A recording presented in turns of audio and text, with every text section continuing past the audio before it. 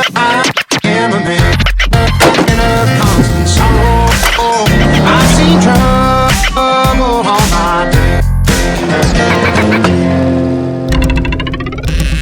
This is Rancho.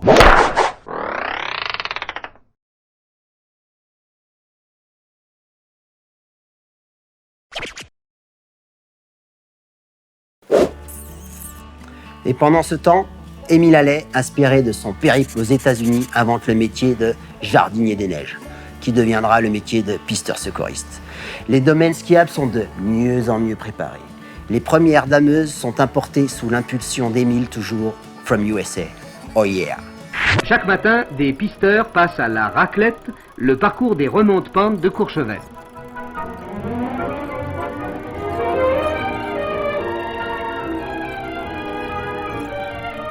Le lendemain des grosses chutes de neige, des autochenilles ont pour mission d'assurer un premier damage. Et à l'heure où la station est encore endormie, 60 pisteurs nivellent bosses et trous et retracent les parcours de façon à ce que les skieurs ne risquent pas de se fourvoyer dangereusement.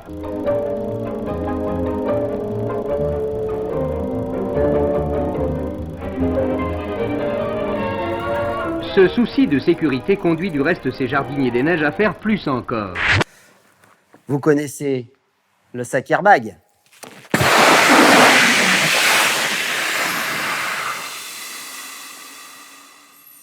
Mais connaissez-vous son ancêtre? Munis de petits ballons, pour les rendre repérables en cas d'ensevelissement, ils vont eux-mêmes provoquer des coulées préventives. Ainsi ne risqueront-elles pas de déclencher plus tard de vraies avalanches et d'ensevelir des skieurs.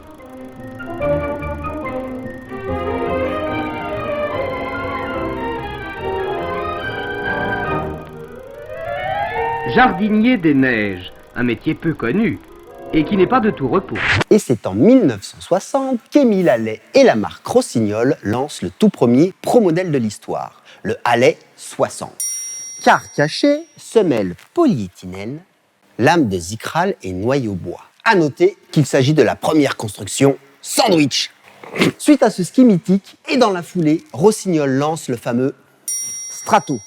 Et c'est en 1966, au championnat du monde de Portillo, écoutez bien, que l'équipe de France remporte 16 médailles sur 24, dont le jeune Jean-Claude Killy qui se couvre d'or en descente.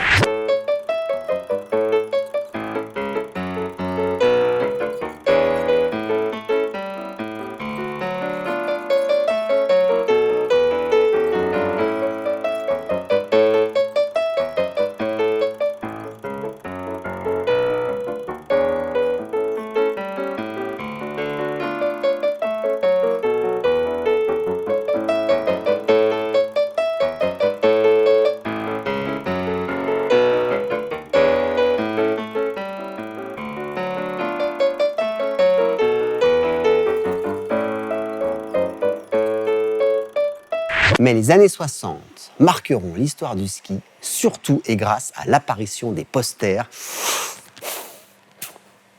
Lange Girl.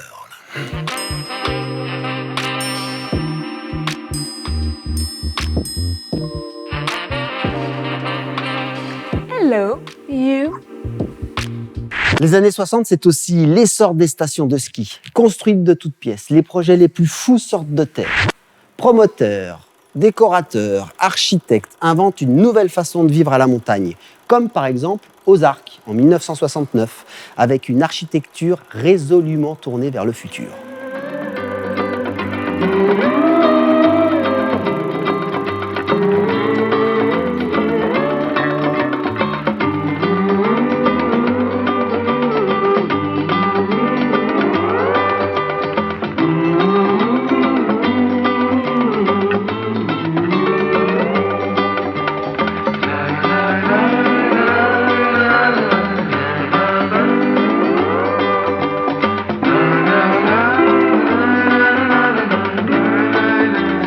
Ces années-là, il gagnait sur tous les championnats.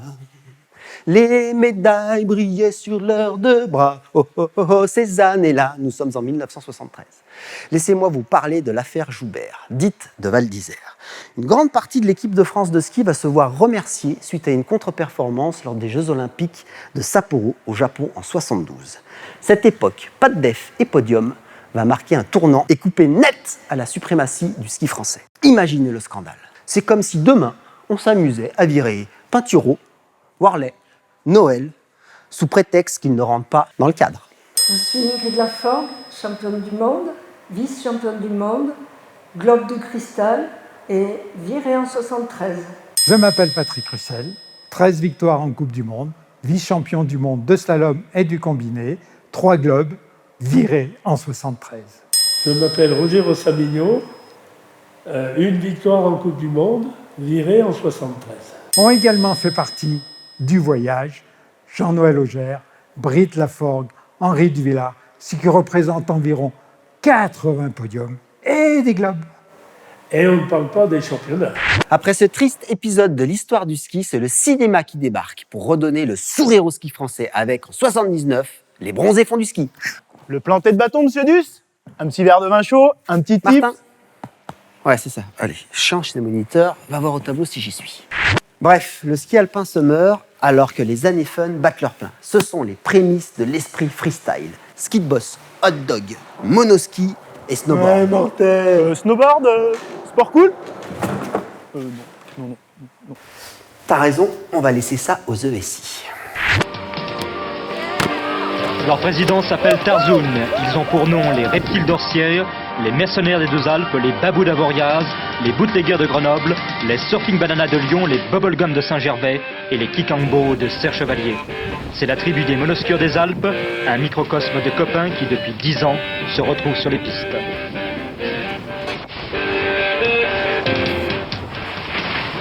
Ça s'est passé que dans les premières courses, on s'est retrouvés un petit peu par bande, c'est-à-dire une bande qui venait d'une station, une bande qui venait de nos stations. Et ces bandes, bon, on s'est donné des noms, c'était un peu des noms de guerre si tu préfères. Ouais, bah nous dans le team écureuil, on est plutôt cool, tu vois, le monoski c'est un style de vie, c'est way of life. Donc tu vois, on a beau avoir les pieds serrés, on a quand même l'esprit super ouvert. Donc la compète, ok, mais bon, surtout les potes quoi. Mais surtout l'occasion pour une bande d'initiés et de copains de se rencontrer et de se faire plaisir ensemble. Le plaisir des yeux pour les autres, le plaisir de la glisse. L'événement freestyle arrive par la médaille d'or d'Edgar Gros-Piron aux Jeux Olympiques en 92 à Albertville.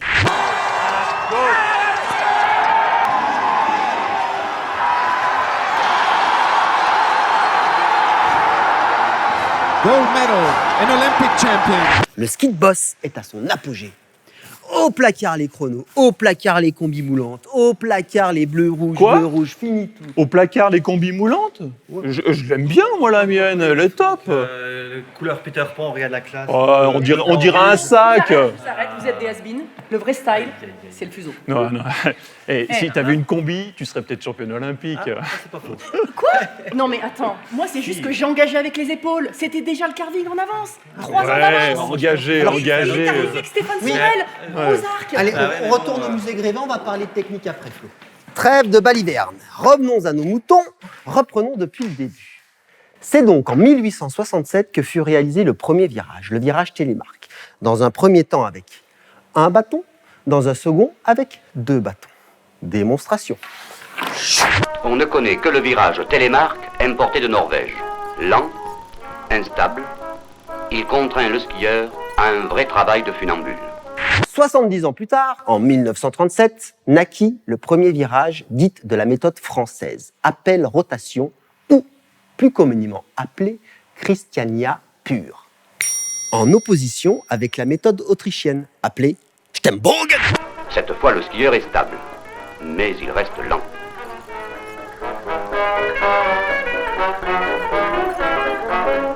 Mais revenons à celle qui nous intéresse, la méthode française. Appel, rotation, démonstration. Et l'école nationale enseigne un nouveau virage appelé le Christiania pur, qui permet aux skieurs de tourner en sécurité à grande vitesse. 1956, James Coutet invente le virage Christiania léger, qui deviendra donc le virage référence. Le skieur allège ses skis, puis amorce le virage en donnant l'impulsion nécessaire c'est le déclenchement. Le Christiania léger, le premier virage qui fait référence N'importe quoi, mais c'est pas du tout ça. La hanche, faut la caler, il faut renvoyer, il faut se mettre sur le ski extérieur, faire glisser. Perrine, c'est complètement has-been, ça se fait plus, Mais ça. Maintenant, tu c'est étais le pas extérieur. dans les années 80 Les avec nos associations. skis de 2 mètres, fallait oui, mais les ça faire fait tenter. 30 ans. Vous êtes un petit peu facile avec Ils n'ont jamais dit ça. Hein. Ils nous parlent d'empilement, de transfert. empilement. Peut-être mieux, Ah, mais là, mais ça fait 30 ans que ces techniques, elles n'existent plus. Maintenant, faut y aller, faut charger, faut Ok, charger. c'est bon. Mais non, mais Sans déconner, qu'est-ce qu'ils sont relous, c'est vous faire piquer. Mais toujours en train de parler de leur technique, là, tout le temps. Et nous, en 97, franchement, la technique, on s'en foutait. Hein.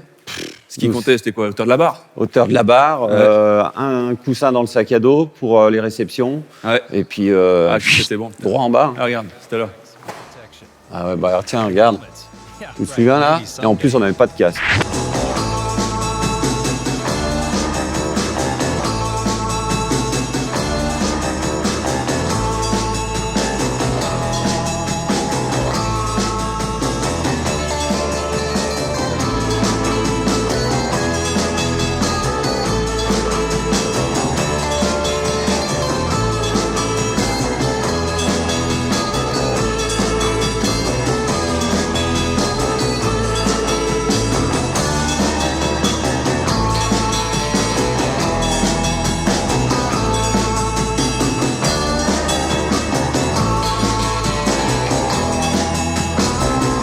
Le freeride, la grande époque, Michaud, Chichery, Chick Navorian, Julien Ruffier, précurseur pour la France. Aux États-Unis, il y avait Jérémy Nobis, qui venait de l'Alpin, Shane McConkey, et la star, Seth Morrison. À l'époque, ils avaient les cheveux jaunes, violets, roses, de toutes les couleurs. Des chaînes au porte-monnaie, des baguilles, des suites avec plein de trous dedans. Qu'est-ce que tu fais là, Bastoun? Bah, je suis à la bourre. Ah bah ça, je sais pas. J'ai 10 ans d'avance ou j'ai 10 ans de retard? Ah, ici, on est en 1996, les années freeride. Premier congélo. Ouais. 87. Adélaïde, le ski d'or, en ski dôme. Les précurseurs, quoi. Voilà. Effectivement. Merci pour l'info. Et je suis à la bourre, au fait. Hein. Donc j'y vais. Donc 1987, Adélaïde, le premier ski dôme en Australie. Et en 1995, la montagne. Ça vous gagne? Souvenez-vous. Pour recevoir gratuitement votre documentation sur la montagne, appelez vite le 36 68 64 04. La montagne, ça vous gagne. Il faudra attendre 2005 pour que Amnéville, en Moselle, ouvre le premier ski dôme. Et ce sera en 2007 que le premier championnat de France indoor aura lieu, qui verra donc la victoire de Julien Liseroux. Normal, la piste fait que 20 secondes. Blaireau, va. En plus, la piste, ça fait 33 secondes. C'est bien sûr. Retourne dans ton frigo. On est donc en 2005. Eh mais tu vas pas un peu vite en besogne là? T'aurais pas sauté une période? Bah là je comprends pas non. Bah ouais, 96, 97, les premiers ski cross, les X Games, les Youth Games, puis 15 ans après, les Olympiques, le triplé, ski cross quoi.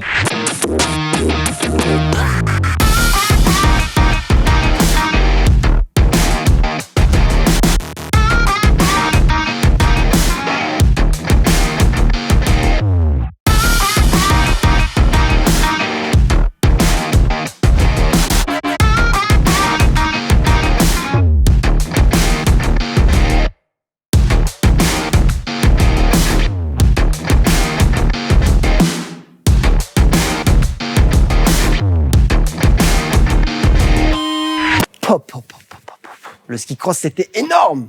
D'ailleurs ça l'est toujours. Hein. On en était où nous? Oui c'est ça. 2005. On est toujours à Amnéville. Mais c'est pas possible quoi. T'oublies tout. Le ski freestyle, le halfpipe, le big air, le slopestyle, les tricks, rodéo, mute, tweak, JF Cusson. 99. Les X Games, oui. première victoire, Switch 720. Oui, c'est bon. Merci pour ton intervention, Kevin. Impardonnable. Je ne peux pas louper cette période. La fin des années 90, c'est le freestyle new school. Le style, l'esthétisme prennent le pas sur la pure performance. Les athlètes créent, innovent, se mettent eux-mêmes derrière la caméra pour créer leur propre film. On est dans un monde complètement fou. Tout est permis, à l'image de Julien Régnier, JP Auclair. Et on a des images.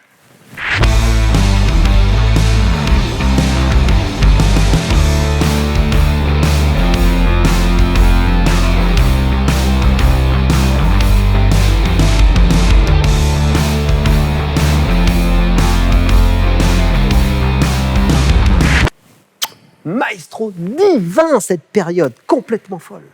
Je pense qu'on a fait le tour et qu'on peut faire un bond dans le temps. Et moi, le Snowblade, on en parle? Écoute Romain, on a dit qu'on n'en parlerait pas. On sait qu'on a vendu plus d'1 million de paires de ces prix, c'est génial, mais on n'en parle pas. Merci. Donc on en était au... J'ai quand même fait l'X-Game, Oui, je sais.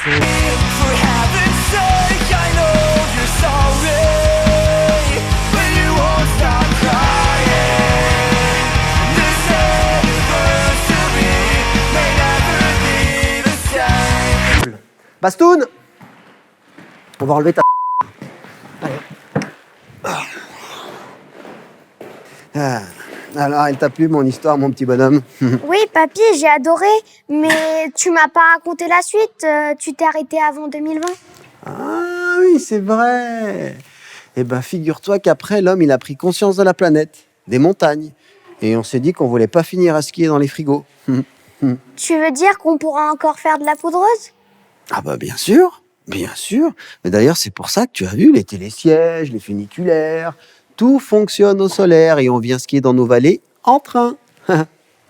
Et la Lange Girl? Ah, alors la Lange Girl, ça c'est une autre histoire. Alors Dis donc, vieux cochon. Allez, c'est l'heure d'aller au lit. Hein? On raconte pas ces histoires-là aux petits-enfants. Allez. Je raconterai plus tard.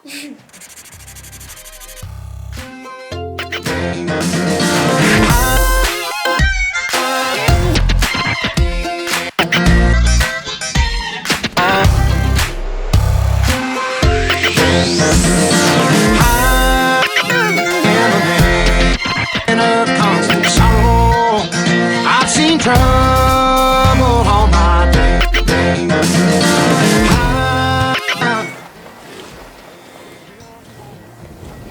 Oh yeah.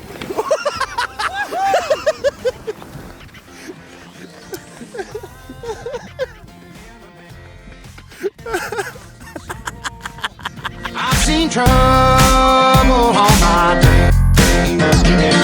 I bid farewell to old Kentucky, the place where I was born and raised, the place where he was born and raised.